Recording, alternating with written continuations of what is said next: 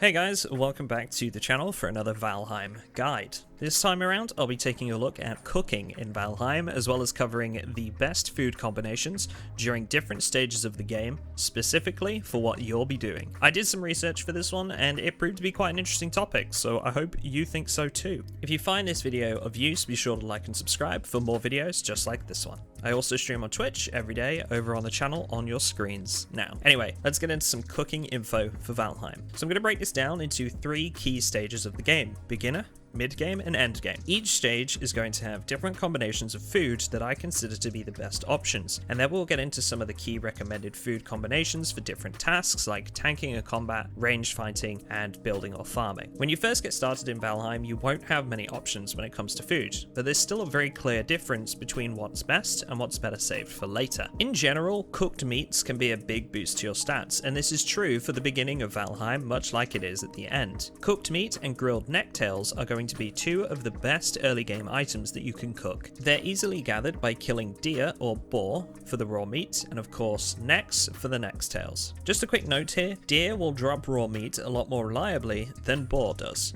So I'd recommend building a bow for this if you haven't already at this stage. This can then be cooked over a fire using a cooking station. Grilled necktails gives you 35 HP, 20 stamina, and 2 HP per regeneration tick, and it lasts for 1000 seconds. Cooked meat will give you 40 HP, 30 stamina, and again 2 HP per tick for 1200 seconds. None of the early game food items you can get will give you quite as much as this, but you will still have room for one more item. If you have access to honey, this is easily the best third option to top you off, but it requires you to have found a beehive. You can find these hanging from the rooftops of the wooden structures in the meadows biome. Once you find one, shoot it with a bow and arrow until it breaks, and then swoop in to collect the queen bee. This will allow you to place your own beehives that will start to produce honey. Honey will give you 20 HP, 20 stamina, and 5 HP regenerated per tick for 300 seconds. And an interesting little fact here, honey actually has the highest HP regeneration rate of any food item in the game,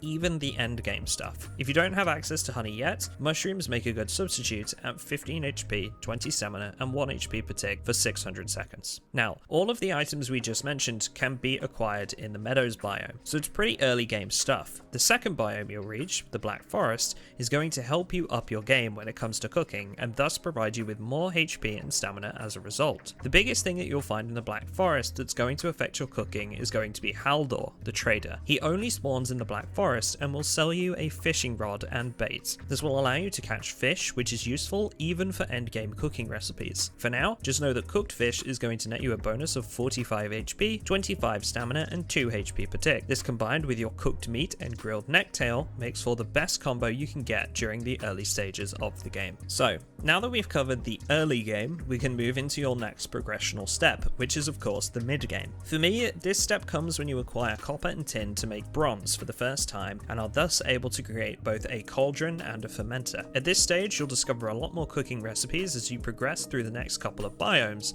especially the swamp. Up until this stage, you won't have had much of a use for raspberries or blueberries. If anything, you should have only been using them to fill the gaps when you don't necessarily have cooked meat available. Once you get a cauldron, this changes. 8 blueberries acquired in the Black Forest and 8 raspberries, which are found in the meadows, can get you combined to make a batch of Queen's Jam. Queen's Jam nets you 30 HP, 40 stamina, and 2 HP per tick, which makes it rival that of cooked meat. Considering raw meat can be used for other cooking recipes later, this gives you a good excuse to try and save up some of this. And you can do that by replacing your cooked meat with Queen's Jam. Now, as we mentioned, as you progress into the swamp, you'll unlock further recipes that will be crucial in your fight against Bone Mass and many other bosses to come. The 2 items you want to be on the lookout for here are entrails, which drops from the Draugr of the swamp and will generally just fall into your lap by killing them, and turnips, which can be found growing in the swamps. Harvest a few of these plants and you'll be able to grow turnips at your base, which unlocks another really beneficial cooking recipe, turnip stew. Now, turnip stew can be made with 3 turnips and 1 piece of raw meat, giving you 50 HP and 50 stamina, with a HP regen of 2 per tick for 1600 seconds. It's pretty inexpensive as far as cooking recipes go, and is a great use of meat once you get to this stage. Entrails, on the other hand, can be used to make sausages in batches of 4.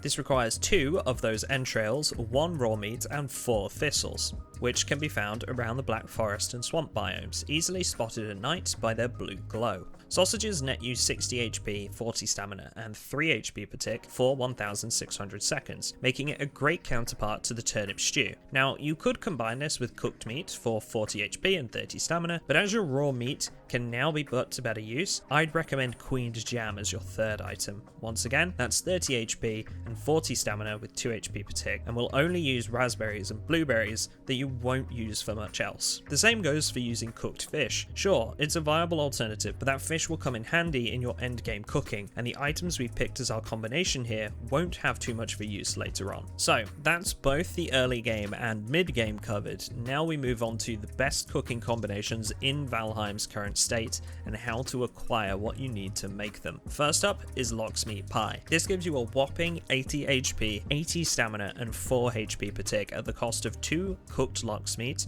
2 cloudberries, and 4 barley flour. Lox meat is a bit of a challenge to acquire at first, but if I could give you one tip for fighting the lox that you need to harvest it from, it would be to build a black metal shield. This will give you the ability to parry their attacks and increase your damage significantly whilst they're stunned. If you don't know how to build that shield, I've done another video on the channel of the best weapons and shields in Valheim. You'll soon get into a rhythm when it comes to fighting these lox once you've taken on a couple of them. Barley can be grown in the plains biome once you find your first batch from a fueling village and thrown into a windmill to create barley flour. Lastly, the cloudberries can simply be found around the plains biome and in pretty large quantities at that. Next up is the serpent stew. Now, this one is actually pretty easy when you get into it. Essentially, you'll just need to sail around and find a sea serpent. Kill it and it'll drop serpent meat and serpent scales. I did another video on how to make sure you kill them without losing the scales too if you're interested, which can be used in some of the endgame crafting. Serpent stew requires 1 cooked serpent meat, 1 mushroom, and 2 honey. Just for that, you'll get 80 HP, 80 stamina, and 4 HP per tick, so exactly the same as the Lox Meat Pie. Finally, we have 2 choices for your third item, and which one you choose is likely going to depend on your role in a fight. Now, blood pudding is the best option for people that are going to be doing a lot of tanking in fights or simply want to put an emphasis on their HP. These will give you 90 HP, 50 stamina, and 4 HP per tick. They can be crafted with 2 blood bags found from the leeches of the swamp biome, 2 thistles, and 4 barley flour. If you prefer to sit back and use a bow and arrow or focus more on your stamina, which allows you to attack more frequently, you'll want to make fish wraps. These will give you 60 HP, 90 stamina, and 4 HP per tick at the cost of 2 cooked fish and 4 barley flour. Super easy to make if you've been saving some of those fish up from earlier. These 3 items will give you a potential 250 HP or stamina, depending on which you choose, and will most certainly help you against your endgame fights with the fuelings and the 5th boss, Yagluth. Lastly, I just wanted to touch on a combination to be used when you're doing things like building, fishing, or just generally anything that requires stamina when you're in a relatively safe environment. The idea of this combination is to be relatively low cost on your resources, focusing on items that can be easily replenished and perhaps won't even be useful to you in the end stages of the game in any way. Basically, we're just looking to reuse some supplies that you might have kept from earlier in the game. Essentially, I would recommend carrot soup, which gives you a measly 20 HP but a reasonable 60 stamina, bread, which gives you 40 HP and 70 stamina at the cost of 10 barley flour, and lastly the Queen's Jam that we visited earlier for an additional 30 HP and 40 stamina. All of these items are going to use materials that you should have high abundance of and not much of a use for when you get to the closing stages of the game, aside from the barley flour, which of course you'll want to keep an eye on when you're making fish wraps. Anyway, this combination is going to give you a maximum of 170 stamina, which is a huge amount for you to be playing around with when you're fishing, farming, or building. Anyway, that's it from me in this one, guys. I hope it proved useful for you, and if you've got any videos that you would like to see me do for Valheim in the future, go ahead and post it in the comments. With that said, have an awesome day, and I'll see you in the next one.